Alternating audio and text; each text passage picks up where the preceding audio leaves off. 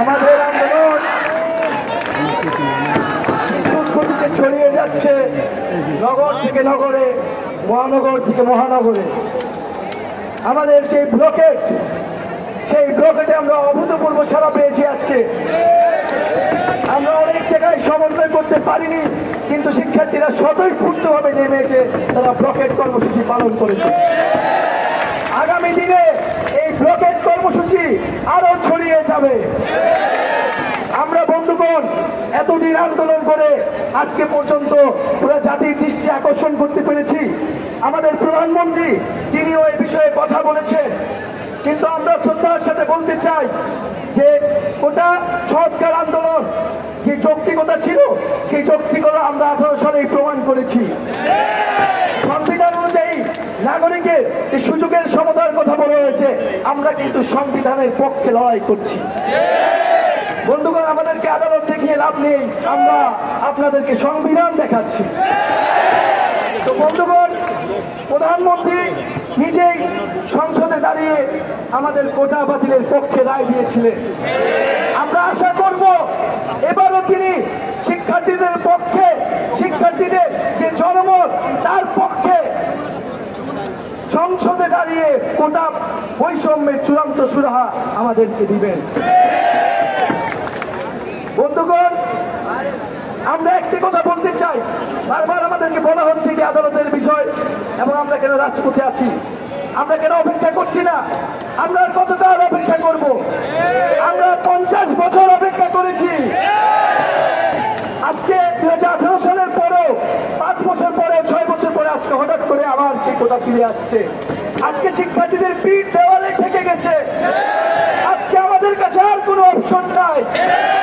আজকে হয় আমরা দাবি আদায় করে আমরা ঘরে ফিরবো, আমরা ক্লাসরুমে ফিরবো, অথবা আমাদেরকে এই দেশ ছেড়ে চলে যেতে হবে। আজকে যেই দেশে মেধাবীদের মূল্যায়ন নাই, সেই দেশে কেন মেধাবীরা থাকবে?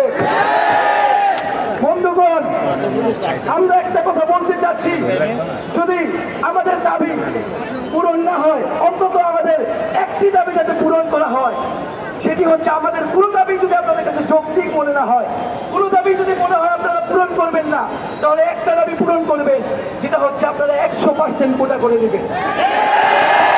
প্রশাসনে যেতে চাই না, এই প্রশাসন কোটা ধারীদের প্রশাসন, এই প্রশাসন আমরা চাই না।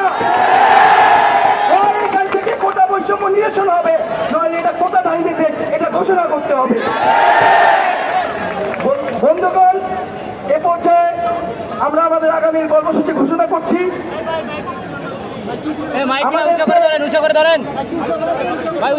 আমাদের যে রবিবার থেকে আমাদের যে ছাত্র ধর্মঘট এবং ক্লাস পরীক্ষা বর্জন কর্মসূচি, সেটি অব্যাহত থাকবে অনির্দিষ্টকালের জন্য, সেটি আমরা ঘোষণা করেছি। আর আমাদের যে ব্লকেট কর্মসূচি সারা বাংলাদেশে আরো বিভিন্ন পয়েন্টে আগামীকালও ব্লকেট চলবে।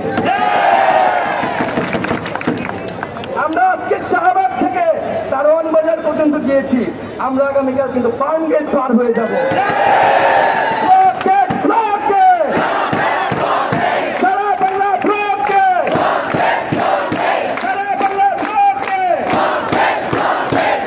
আগামীকাল 3:30টায় আমাদের কেন্দ্রীয় লাইব্রেরির সামনে জমায়েত হবে এবং আমরা আমাদের ব্লকেট কর্মসূচি পালন করব। আপনারা কি আগামীকাল আসতেছেন? আপনারা কি হাত তুলে জানাবেন আগামীকাল আসতেছেন? রাজপথে থাকবো, আমাদেরকে অবশ্যই থাকতে হবে।